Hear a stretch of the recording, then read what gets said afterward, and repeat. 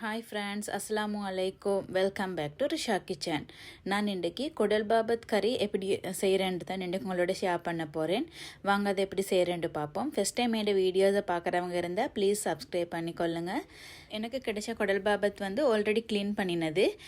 அதை நான் நல்லா வாஷ் பண்ணிவிட்டு அதில் இருக்கிற அந்த வாசம் போகிறதுக்கு மஞ்சளை முப்பையும் போட்டு மிக்ஸ் பண்ணி நல்லா வாஷ் பண்ணி எடுக்கணும்.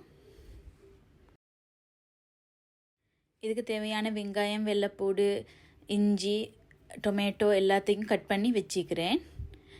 இப்போ நீங்கள் இந்த நல்லா வாஷ் பண்ணின இந்த குடல் பாபத்தில் கட் பண்ணின ஒனியனையும், டொமேட்டோ, க்ரீன் சில்லி, ரம்ப, கறி லீவ்ஸ் இது எல்லாத்தையும் சேர்த்துக்கொள்ளுங்க.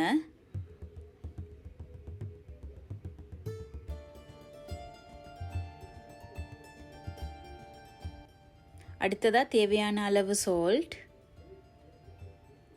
நான் இன்றைக்கு எடுத்துக்கிறது இந்த குடல் பாபத் 600 கிராம்ட குடல் பாபத் கறி. இதுக்கு 1 டீஸ்பூன் மஞ்சள் தூள், 4 டீஸ்பூன் மிளகாய் தூள், அதில் நான் 2 டீஸ்பூன் காஷ்மீர் சில்லி பவுடரும் மற்ற 2 ஸ்பூனும் நார்மல் சில்லி பவுடரும் தான் நான் சேர்த்திக்கிறேன். நீங்கள் உங்கள்கிட்ட காஷ்மீர் சில்லி பவுடர் இல்லாட்டி நீங்கள் நார்மலாக உங்கள்கிட்ட இருக்கிற அந்த சில்லி பவுடரை ஒரு 4 டீஸ்பூன் மாதிரி சேர்த்துக்கொள்ளுங்க. அடுத்து 1 டீஸ்பூன் நச்சீரகத்தூள், 3 to 4 டீஸ்பூன் கொத்தமல்லி தூள். இது எல்லாத்தையும் சேர்த்துட்டு நல்லா மிக்ஸ் பண்ணிக்கொள்ளுங்க. அதிலே நான் 2 புளித்துண்டை கரைச்சி அதை கொஞ்சம் தண்ணியை ஊற்றி கரைச்சி அதையும் சேர்த்திக்கிறேன்.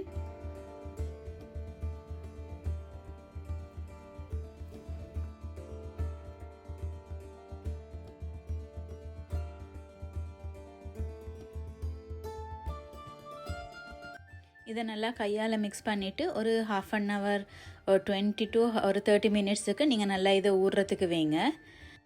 இதை இப்போ குக் பண்ணுறதுக்கு ஒரு ப்ரெஷர் குக்கர்லேயோ இல்லாட்டி உங்கள்கிட்ட இருக்கிற ஏதாவது ஒரு பேனில் ஒரு 3 to 4 டேபிள் ஸ்பூன் அளவு ஆயிலை ஊற்றிக்கொள்ளுங்க.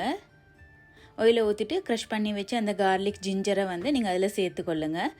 2 ஏலங்காய் பட்டை இது 2ஐயும் சேர்த்துட்டு கார்லிக் ஜிஞ்சர் இந்த க்ரஷ் பண்ணின இது கோல்டன் ப்ரௌன் கலர் மாறாங்காட்டிலும் இதை கொஞ்சம் சோட்டே பண்ணிக்கொள்ளுங்க. கோல்டன் ப்ரௌன் கலருக்கு மாறி வந்ததுக்கு பிறகு நீங்கள் மிக்ஸ் பண்ணி வச்ச அந்த குடல் பாபத் அந்த மிக்சரை நீங்கள் இதில் சேர்த்துக்கொள்ளுங்க. சேர்த்துட்டு அதை குயிக்காக ஏதாவது உங்கள்கிட்ட மூடி ஒன்றால் குயிக்காக மூடிக்கொள்ளுங்க.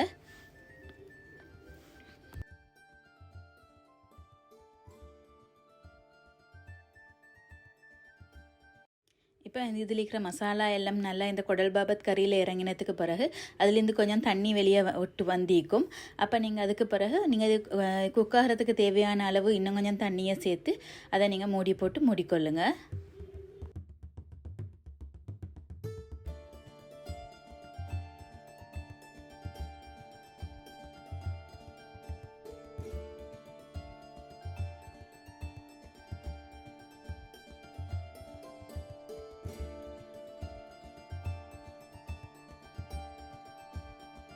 நான் யூஸ் பண்ணுற இந்த ப்ரெஷர் குக்கருக்கு ஒரு 8 to 9 விசில்ஸ் மாதிரி தேவைப்படும் கறி குக் ஆகிறதுக்கு.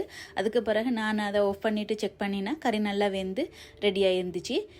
இதை உங்களுக்கு ரைஸ் இல்லாட்டி புட்டு எது சரியோடையும் உங்களுக்கு இதை சர்வ் பண்ணி உங்களுக்கு சாப்பிடலும். இந்த வீடியோ பிடிச்சிருந்தால் ப்ளீஸ் லைக் பண்ணுங்கள், ஷேர் பண்ணுங்கள், கமெண்ட் பண்ணுங்கள். கட்டாயம் நீங்களும் ட்ரை பண்ணி பாருங்கள். புதிய வியூவர்ஸ் யாராவது பார்த்துட்டு இருந்தால் ப்ளீஸ் சப்ஸ்கிரைப் பண்ணிக்கொள்ளுங்கள். Thank you so much.